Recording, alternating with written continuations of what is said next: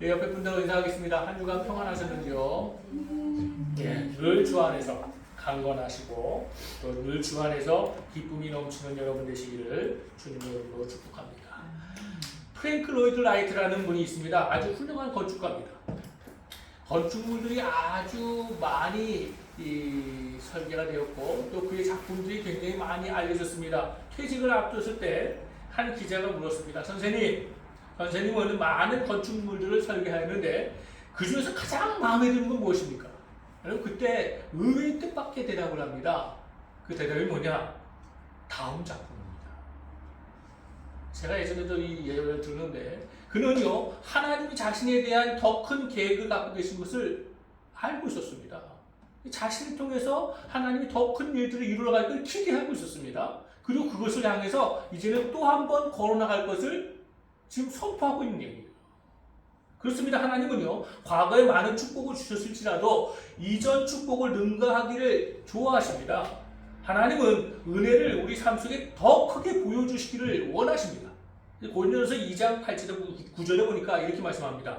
기록된 바 하나님이 자기를 사랑하는 자들을 위하여 예비하신 모든 것은 눈으로 보지 못하고 귀로 듣지 못하고 사람의 마음으로 생각하지도 못하였다 함과 같으니라.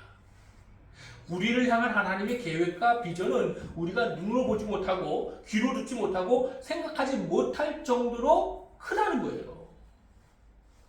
우리가 생각지도 못할 정도로 하나님은 우리에 대해서 큰 계획과 큰 비전을 가지고 계시다는 겁니다. 여러분 이것을 믿으십니까? 믿어야 돼요. 나는 이 정도뿐이 아니니까 이것이 아니라 하나님 내가 생각하는 나 자신보다 더 크게 하나님은 기대하고 계십니다. 여러분 그것을 믿는다면 우리는 오늘도 끊임없이 도전해야 합니다. 지금 뭔가 이루어졌다 해도 최고의 날은 과거가 아닌 미래에 있습니다. 지금 뭔가 힘들어도 어려워도 여러분 그 다음에 하나님이 계획하신 큰 일들이 내 안에 있습니다. 내 삶 속에 계획되어 있습니다.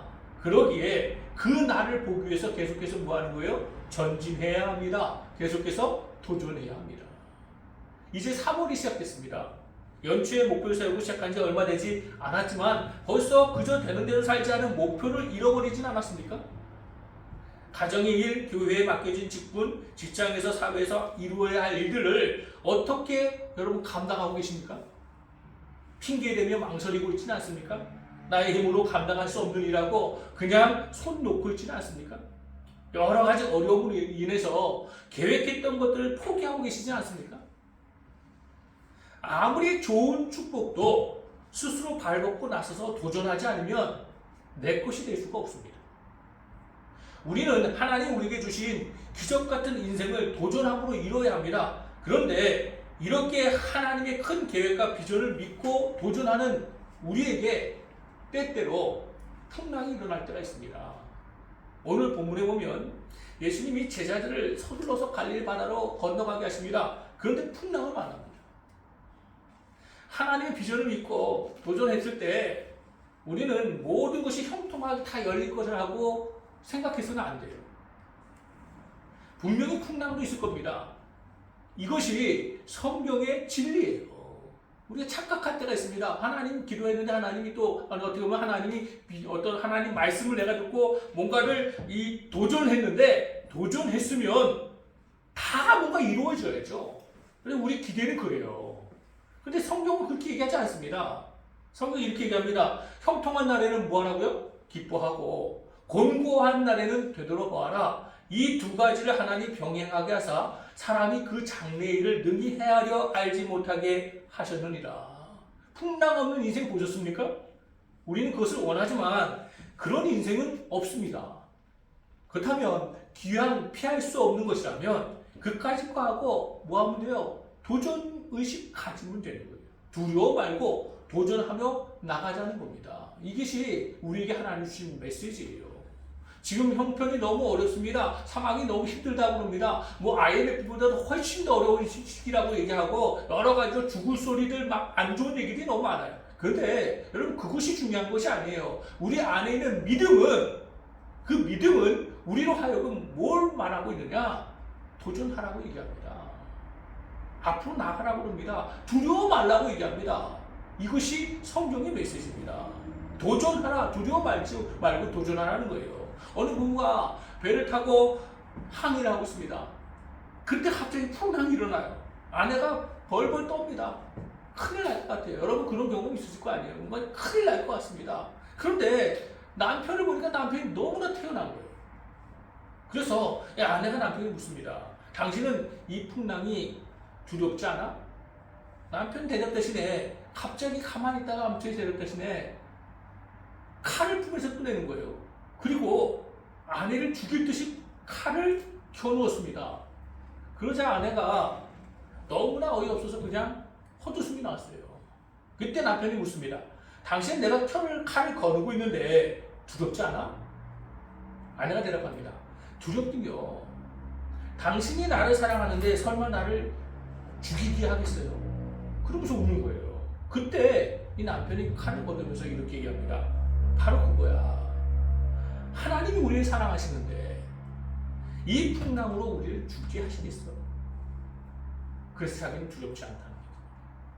여러분 바로 이런 태도가 우리에게 필요해요. 이 세상 살아갈 때 참 힘들고 어려운 환경들 너무나 많습니다. 나를 두렵게 만드는 조건들이 너무 많아요. 나를 힘들게 하는 일들이 너무나 많습니다. 그런데 정말 여러분이 하나님의 사랑을 알고 하나님 여러분을 사랑하심을 믿는다면 그 하나님이 전지전능하신 하나님이 그런 환경으로 인해 그런 풍랑으로 인해 우리를 죽게 하시겠습니까?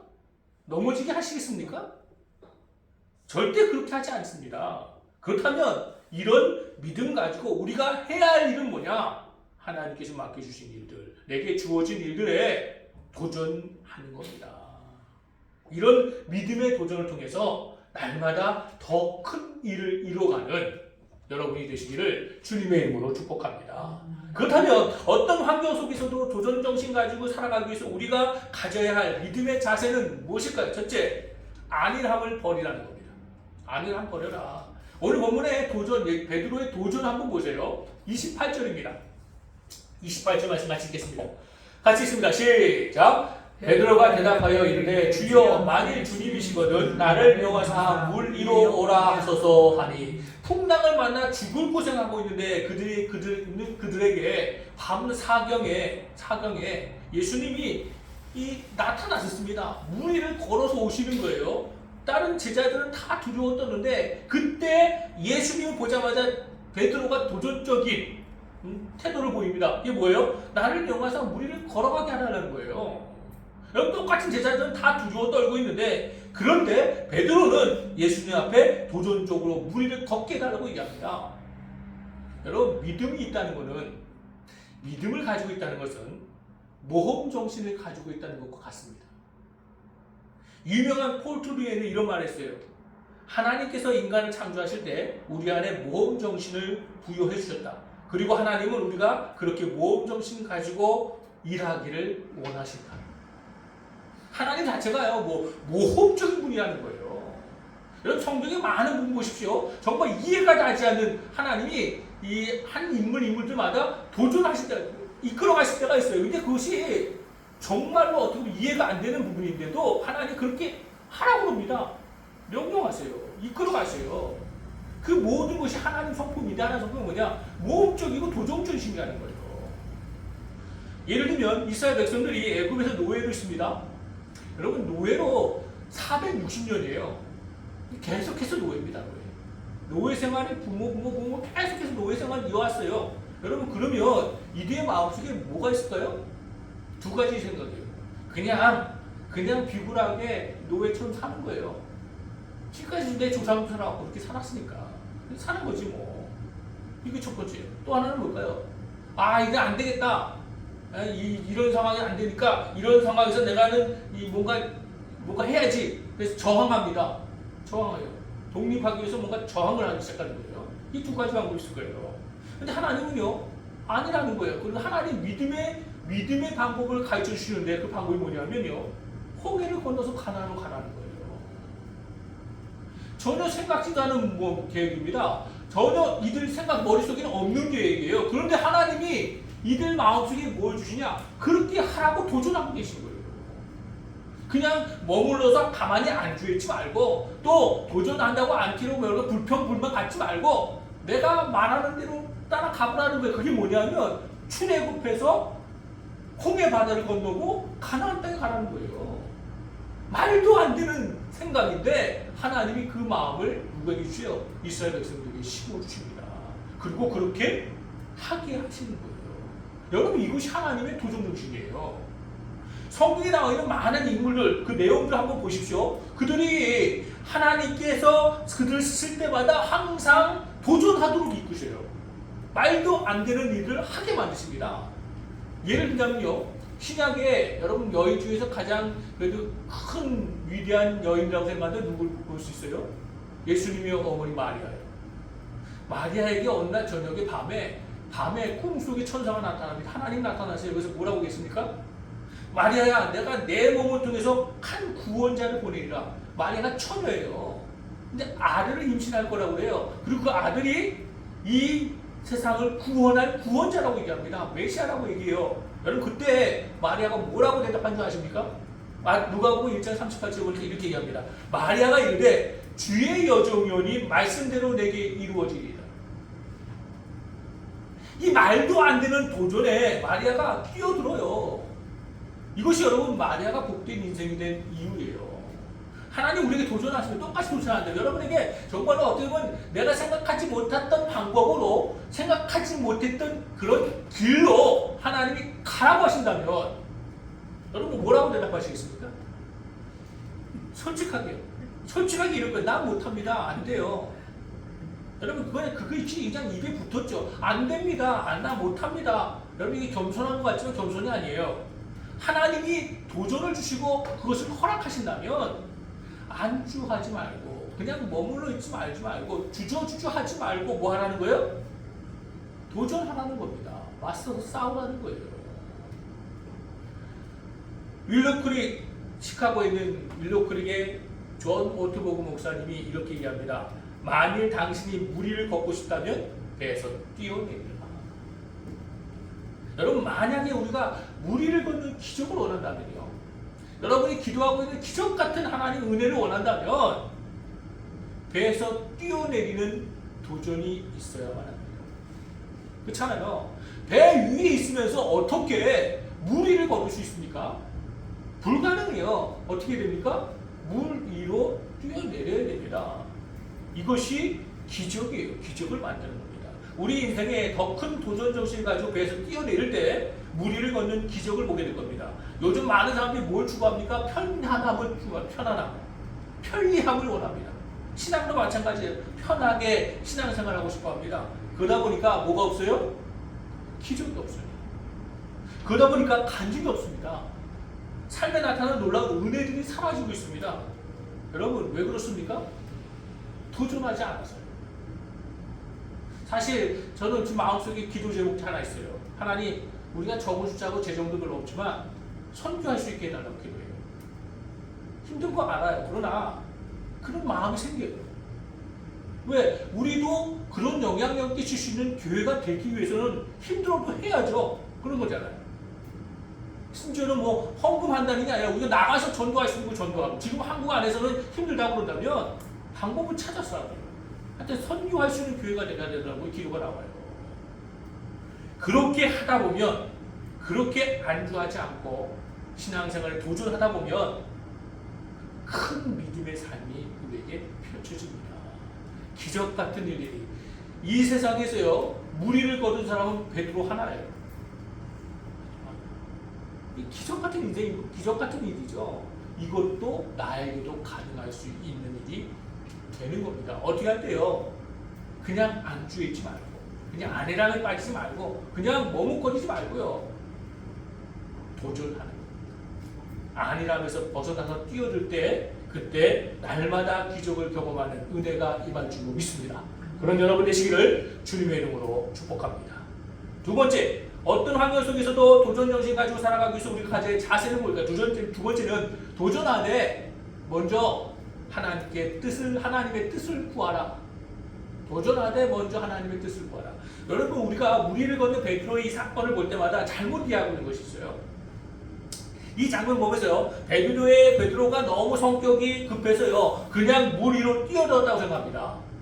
그냥 뭐 예수님 나 무리를 걷고 싶어요 하고 뛰어드는 걸 생각해요. 근데 그렇지 않습니다. 28절 29절 같이 보겠습니다. 다시 봅니다. 28절 29절 같이 있습니다. 시작. 베드로가 대답하여 이르되 주여 만일 주님이시거든 나를 명하사 무리로 오라 하소서 하니 오라 하시니 베드로가 배에서 내려 무리로 걸어서 예수께로 가되. 여기 보면요 베드로가 어떻게 합니까? 뛰어내리기 전에 철저하게 예수님께 검증을 받고요 다시 말해서 기도하고 뛰어내는 겁니다. 이것이 베드로의 믿음이에요. 베드로가 예수님 보자마자 얼마나 간절하게 구하고 있습니까? 만일 주님이시거든 예수님이시거든 나를 여기서 무리를 걸어오라고 해주세요. 그리고 나서 29절 시작이 뭐예요? 오라 예수님 그랬습니다. 허락하십니다. 그러자 뛰어내리는 겁니다. 우리가 도전을 하되 무모한 믿음이라고 도전하되 무모함을 믿음이라고 착각해서는 안 돼요. 무모함을요. 아프기만 하면 무조건 그냥 기도하고 낫겠다고 병원 안 가는 사람 있어요. 여러분 이것이 정상적입니다. 저는 그렇게 생각하지 않아요. 우리는 도전하되 꼭 하나님 앞에 기도하면서 응답을 받을 필요가 있습니다. 하나님의 일도 마찬가지입니다. 뛰어내리고 하니까 무조건 다 한다는 게 아니라 도전하기 전에 뭐 하는 거예요? 기도해보는 거예요. 하나님께 확신을 받아야 합니다. 그래서 하나님이 그래 뛰어내려라 마음의 확신을 주실 때 뛰어내리는 겁니다. 여러분 이건 믿음이에요. 여러분 믿음이에요. 이게 믿음의 도전입니다. 사도 바울이요 복음 전에 얼마나 열정이 있었는지 몰라요. 그래서 선교를 계획하고 준비를 다 하고 기도합니다. 그런데 하나님 전혀 응답이 없어요. 다 그 준비 다 해놨어요. 예비도 다 해놓고 다 해놨습니다. 안 돼요. 오히려 하나님 심지어는 준비한 모든 것을 하나님 제동을 거십니다. 그래도 하나님 앞에 매달려 기도합니다. 매달려 기도. 허락해달라고 기도합니다. 길 열어달라고 기도해요. 근데 하나님이요 자기 계획한 모든 길이 아닌 정반대의 길이요. 그게 뭐예요? 유럽이 아닌 아시아예요. 이쪽 길을 바꾸십니다. 성령의 인도하시면 받아요. 그리고 그것을 그 모든 계획들을 하나님께 하나 받은 것들 받아들이고 거기에 도전해요. 여러분 이 자세가 우리에게 필요하다는 거예요. 여러분의 생각대로 막 기도합니다. 하나님 나 이렇게 해주세요. 저렇게 해주세요. 하나님 계획 인도해주세요. 기도하는데 내가 이렇게 될 거라고 생각하고 이렇게 막 기도하는데 안 돼요. 계속 기도합니다. 계속 기도하는데 하나님이 이것을 바꾸시고 다른 걸 얘기하시면 정신 차리고 이걸 따라야 되는데 우리는 어떻게 해요? 안 가요. 계속 여기 붙들고 있습니다. 도전 정신 갖는 거 아니란 거는 도전가 좋지만 도전하되 뭐 하는 거예요? 먼저 하나님의 뜻을 구하고 그 뜻에 순종할 수 있어야 된다는 거예요. 우리는 하나님 앞에 기도하는 것이 너무 힘들어하는데 기도는 하나님이 우리에게 주시는 가장 큰 배려입니다. 기도라는 통로는 하나님 아버지께 나갈 수 있는 멋지고 아름다운 도구입니다. 우리가 도전 정신 가지고 살기 위해서 기도가 진짜 우리 인생에 주시는 하나님의 복의 통로인 것을 체험하고 살아야 돼요. 도전할 때마다 먼저 하나님께 무릎 꿇고 기도했더니 하나님 이렇게 인도하셨는데 그대로 했더니 어떻게 돼요? 기적이 펼쳐지더라. 이것이 공식처럼 보여야 돼요. 공식처럼요. 내가 이거 할 거야. 이것이 내 고집이 아니라 하나님 앞에 물었더니 하나님이 허락하셨어. 그래서 했더니 이루어지더라. 이건 공식이에요, 공식. R.A. 토레이라는 분이 쓴 기도의 능력과 능력의 기도라는 책이 있습니다. 여기 보면 왜 우리가 이 땅에서 시시하게 살 수밖에 없는지 설명을 합니다. 너무나 간단해요. 책 전체 흐르는 중심이에요. 딱 간단하게 성경 구절 한 구절 얘기합니다. 야고보서 4장 2절이요. 뭐라고 얘기하느냐? 너희가 얻지 못하면 구하지 아니하리라.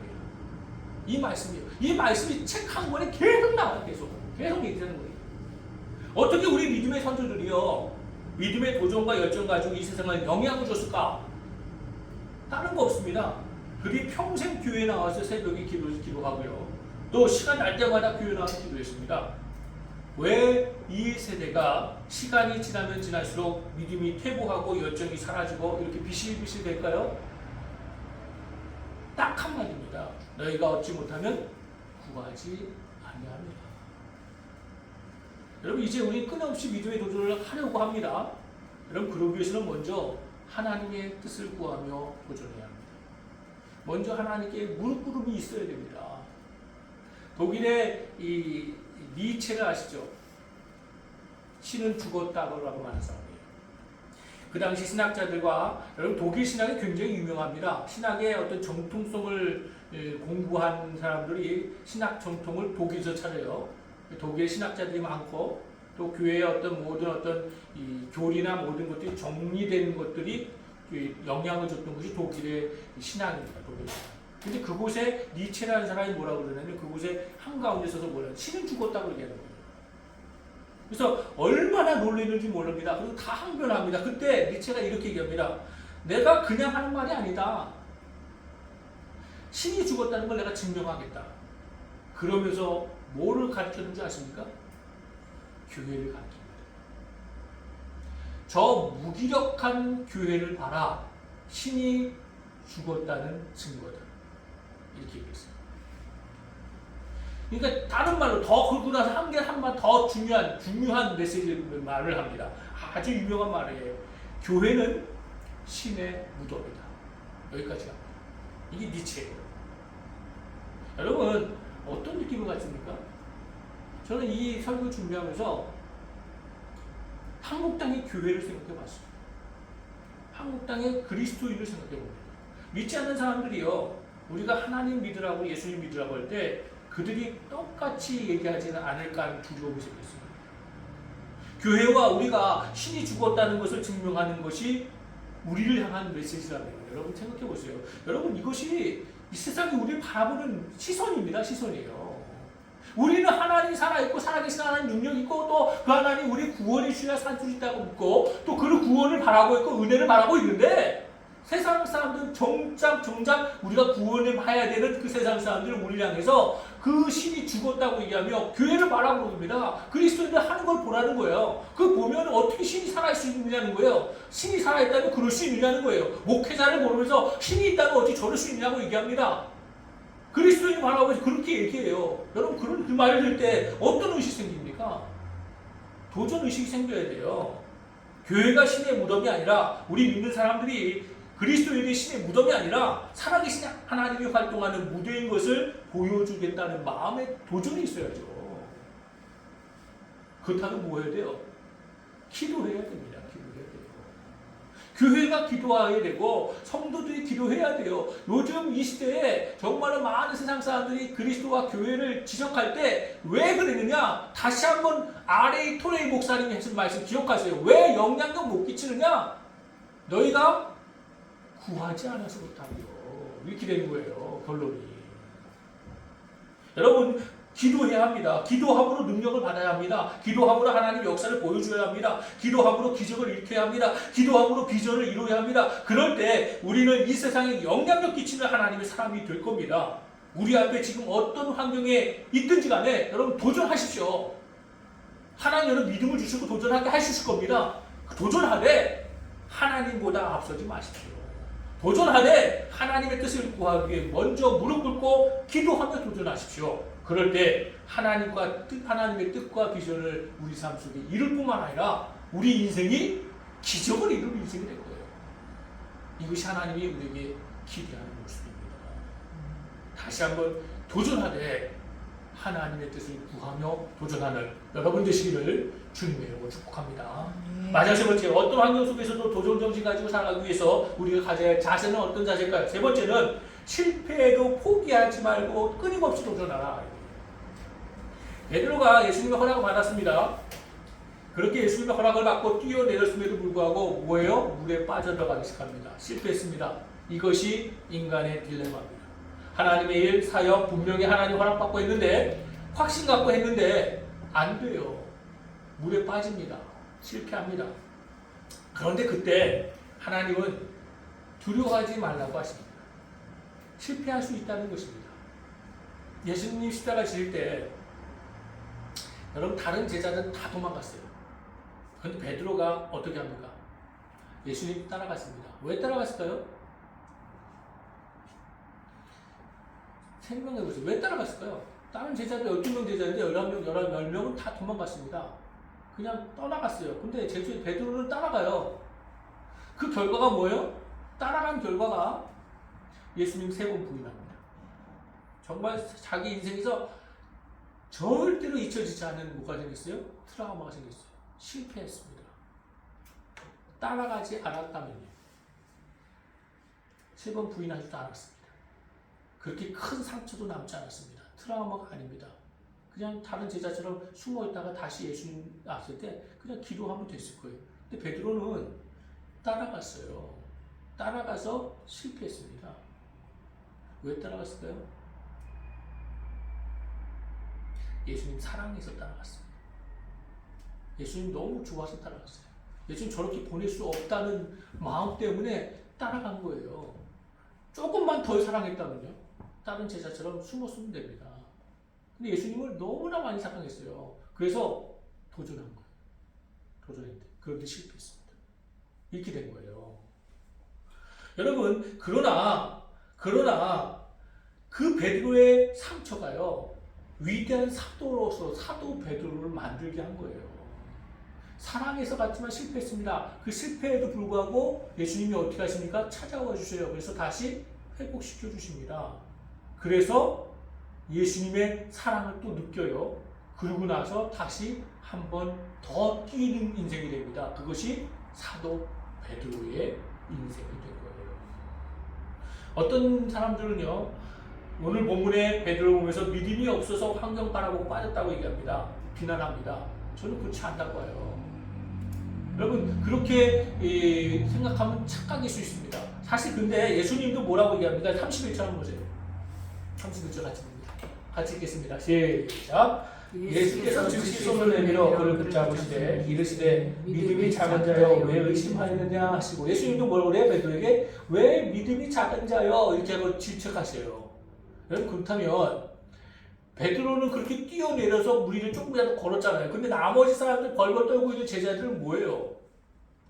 저는 예수님 베드로의 믿음이 작은 것에 대해서 그것을 그냥 일반적인 작은 거에 대한 평가라고 생각하지 않습니다. 지금보다 더 높은 수준을 기대하고 있기 때문에 그게 작아 보이는 거예요. 베드로의 믿음은 더 큰 믿음이라는 것을 알기 때문에 작아 보이는 겁니다. 그렇죠? 예수님 입장에서 볼 때는.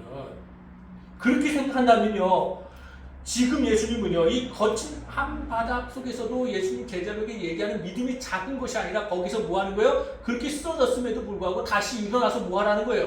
도전하라는 거예요. 도전하라는 거. 너 믿음 더 큰 믿음인데 왜 그거 못하고 또 실패했다고 주저앉아 있느냐는 겁니다. 넌 할 수 있어 하면서 다시 이렇게 세워주시는 예수님의 손길인 것을 기억하시기 바랍니다. 오늘 본문에서 보면 이 제자들이 가장 안전한 곳이 어디예요? 배 위가 아닙니까? 여러분, 그렇게 생각할 수 있습니다. 근데 풍랑이 있는 바다에서 가장 안전한 것은 배 위가 아닙니다. 배 안이 아니에요. 예수님이 계신 곳이 가장 안전한 곳이에요. 예수님 지금 어디 계세요? 풍랑 위에 있으면 풍랑 위가 가장 안전한 곳이에요. 여러분, 정말 우리가 뛰어들어야 할 곳, 도전해야 될 곳, 그것은요, 꼭 죽을 것 같고 풍랑일 것 같은 그런 환경이 있을 수 있습니다. 그러나 그곳에 예수님만 있다면 완전히 전화위복됩니다. 풍랑을 하나님 예수님께서 어떻게 해요? 순간적으로 잠잠하게 하세요. 이것을 여러분 그냥 풍랑 생각하지 말고 우리 앞에 있는 현실이라고 생각해 보십시오. 예수님이 정말 나에게 도전하라고 해서 믿음으로 뛰어들었습니다. 기도하며 뛰어들었습니다. 실패를 했어요. 넘어졌습니다. 그런데도 그곳에 예수님이 함께 하신다면 전화가 회복된다니까요. 오늘 본문에 보면 뭐예요? 바람이 갑자기 예수님 딱 올라가자마자 어떻게 해요? 잠잠해져요. 그냥 끝나버립니다. 해결되는 거예요. 문제가 해결돼 버려요. 누가 함께 하시면요? 예수님이 함께 하시면. 그래서 우리는요, 사는 게 힘듭니다. 그래서 포기할 마음이 자꾸 생깁니다. 뭐 포기를 내려놓음이라고 멋지게 포장하기도 합니다. 그러나 뭐라고 부르는요, 포기는 포기예요. 믿음은 경주입니다. 끝까지 가야 이기는 싸움입니다. 포기는 곧 패배입니다. 그럼 나영석 PD 아시죠? 나영석 PD에게 큰 영향을 준 연예인이 누구냐고 물었습니다. 자기에게 PD인데 자기 영향을 준 사람 누구냐고 물었어요. 그 질문에 강호동이라고 대답합니다. 질문한 사람이 이해가 안 되는지 왜요? 하고 다시 물어요. 그때 이렇게 대답합니다. 강호동은 편하지도 다가가고 싶지도 않았다. 그런데 입사 초부터 같이 일하게 되었다. 씨름 선수 출신으로 어려움도 많았을 터인데 지금도 여전히 포기하지 않고 국민 MC로 자리 잡고 있다. 이전에는 대단한 사람이 대단한 줄 알았는데 이제는 오래 한 사람이 대단하다고 생각합니다. 자기 영향 주자는 강도 얘기하는 거예요. 다른 게 아닙니다. 쉽게 하지 않아야 승리할 수 있어요. 근데 너무 쉽게 우리가 포기해버려요. 신약에 바디메오를 아시죠? 맹인 바디메오. 맹인입니다. 여러분 이 사람 포기할 이유가 너무 많아요. 맹인이에요. 고칠 수 없습니다. 사람들은요 이것을 뭐라고 해요? 천형이라고 해요. 천형이 뭐예요? 하늘의 벌이라는 거예요. 하나님이 주신 벌이래요. 맹인도 힘든데 의식도 험악합니다. 죄 때문에 그렇다는 거예요. 너는 그렇게 사는 건 하나님이 저주받은 거야 이렇게 얘기하는 것도 똑같아요. 그래서 그런데도 어떻게 보면 자기는 이 모든 것이 좀 기적을 원해서 예수님 찾아가기 시작합니다. 예수님 향해 갑니다. 근데 예수님에 대한 평판도 이상해요. 예수님이 뭐라고 그럽니까? 그때 당시에 주변 사람들이 나사렛 예수래요. 여러분 이 나사렛 예수는 종교의 표현이 아니에요. 촌놈이라는 뜻입니다. 나다니엘은 사람이 뭐라고 했냐면 나사렛에서 무슨 선한 것이 날 수 있느냐 이렇게 말할 정도로 촌이에요. 촌. 시골입니다. 나사렛 예수님을 하찮게 여긴 표현이에요. 그래도 포기하지 않고 예수님께 나아갑니다. 소리 지른 것을 막으려고 하는데도 그것을 뿌리치고 막무가내로 나갑니다. 바디메오는 포기하지 않았습니다. 포기하지 않았어요. 여러분 그렇게 본다면 바디메오보다 우리 더 많은 조건을 가지고 있잖아요. 건강도 있고요. 기본 학력도 있고 환경이 좋습니다. 포기할 이유가 없어요. 근데 우리 많이 포기해요. 여러분 포기하지 마십시오.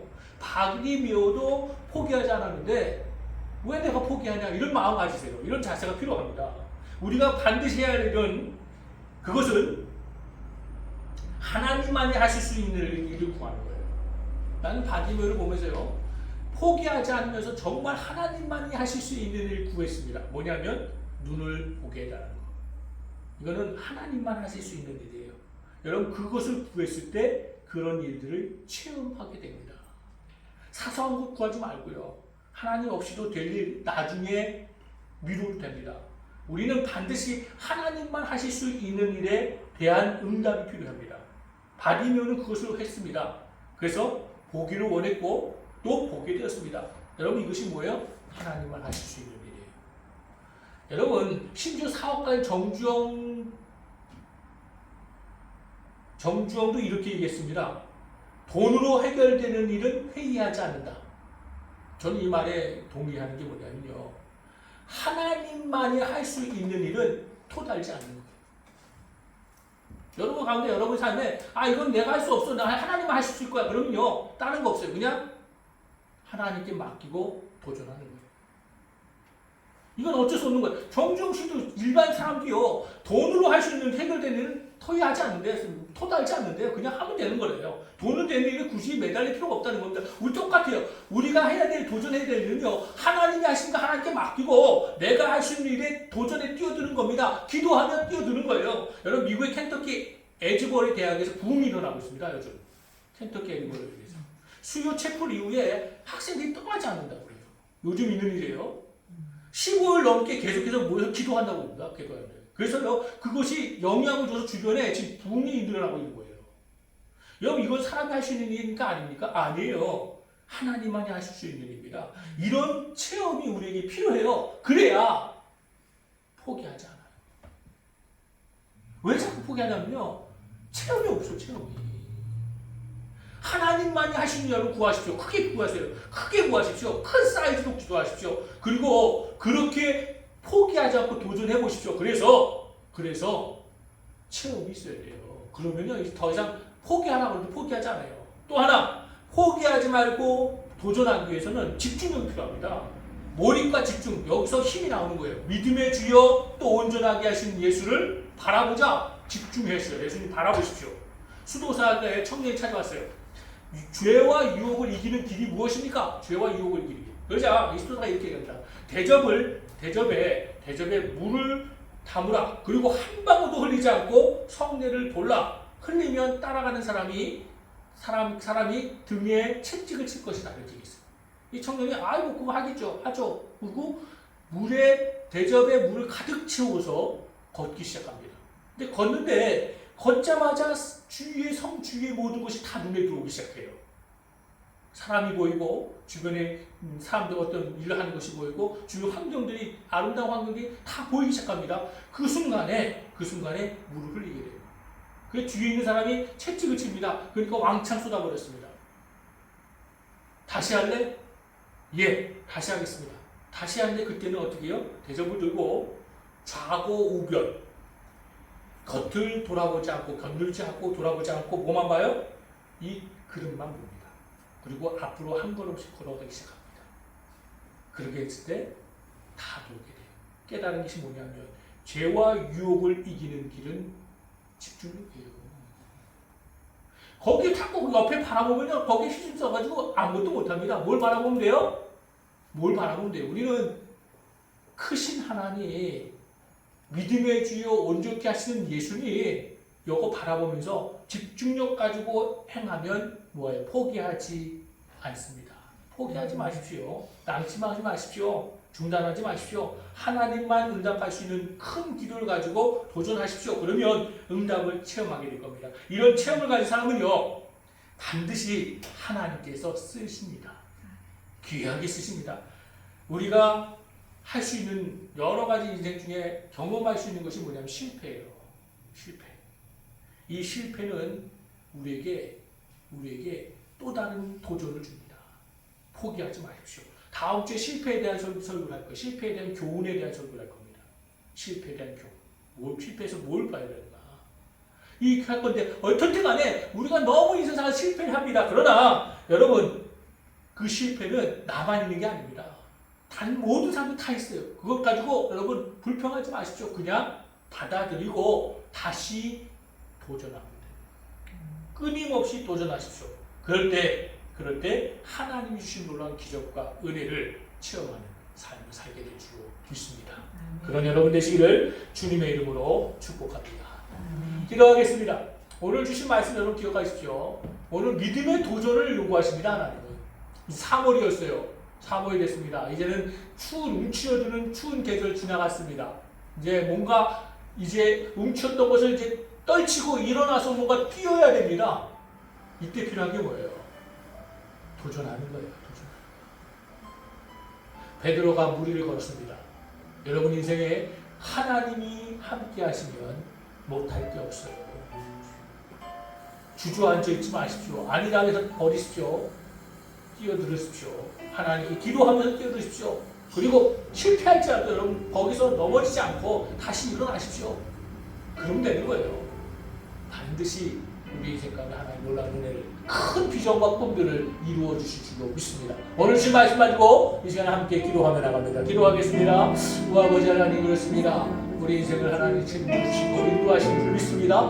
더 큰 일, 더 큰 축복을, 더 큰 비전들을, 기적들을 우리에게 행하시길 원하시는 하나님의 마음을 이 시간에 아버지 하나님 품습니다. 그 마음 가지고 도전하게 하소서. 어떤 환경, 어떤 상황 속에서도 아버지 하나님 주저앉거나 포기하는 인생이 아니라 도전하여 끝내는 하나님 주신 놀라운 기적을 경험하며 체험하는 삶을 살아가는 저희들 모두가 되게 하여 주시옵소서. 우리 앞에 있는 환경이나 여러 가지 성능들을 좋지 않을지라도 거기서 넘어지는 것이 아니라 다시 일어설 수 있는 믿음 또한 허락하여 주시옵소서.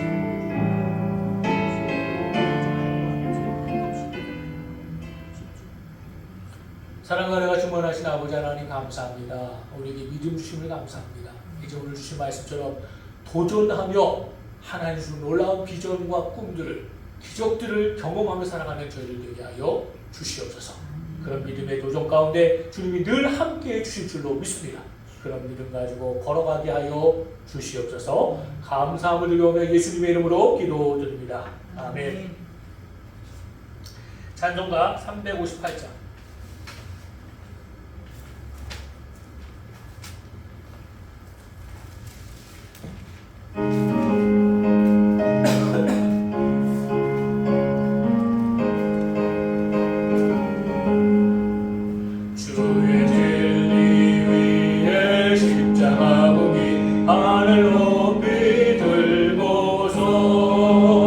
주의 군사 되어 용맹스럽게